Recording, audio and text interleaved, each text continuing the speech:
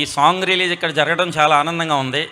దానికి తన సహకారాన్ని అందించిన కాలేజ్ యాజమాన్యానికి, స్టూడెంట్స్కి అందరికీ నేను థ్యాంక్స్ చెప్తున్నాను. ముఖ్యంగా నందమూరి అభిమానులకు నేను ప్రత్యేకంగా రుణపడి ఉన్నాను. అండ్ వన్ మోర్ థింగ్, నేను ఇక్కడ ఇప్పుడు ఒక క్వశ్చన్ అడుగుతాను, మీరు అందరూ నాకు చెయ్యెత్తి చెప్పాలి. మీ అమ్మగారి పుట్టినరోజు మీలో ఎవరికి గుర్తుంది? గ్రేట్, చాలామందికి గుర్తుంది. మీరు పుట్టినప్పటి నుంచి వాళ్ళు కేక్ కట్ చేసి మీకు సెలబ్రేషన్ చేస్తారు, మీకు కేక్ కట్ చేస్తారు, అది మీకు సెలబ్రేషను.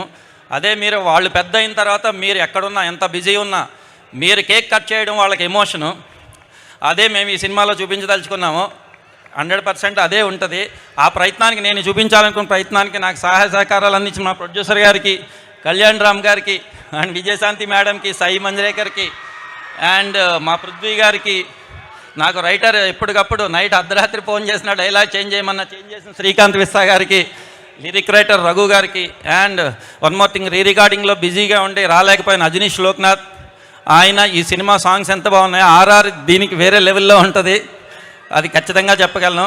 అండ్ మా తమ్మిరాజు గారికి, అందరికీ నేను ఇంకొకటి, రామ్ ప్రసాద్ గారికి, నేను మా కెమెరామెన్ రామ్ ప్రసాద్ గారికి కూడా నేను థ్యాంక్స్ తెలియజేసుకుంటున్నాను.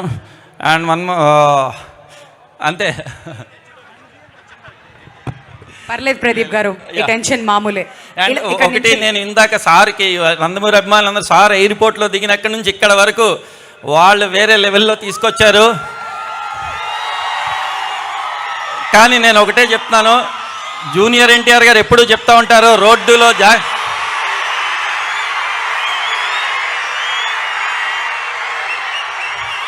రోడ్డు మీద జాగ్రత్తగా వెళ్ళండి. సార్ వెనకాల బైకుల మీద చాలా స్పీడ్గా వస్తున్నారు, ఈసారి వెళ్ళేటప్పుడు జాగ్రత్తగా ఇంటికి వెళ్ళండి. Thank you very much. ఆ ఒక్క మాటతో మా వాళ్ళందరూ ఆగరు కదా ఇప్పుడు మొత్తం.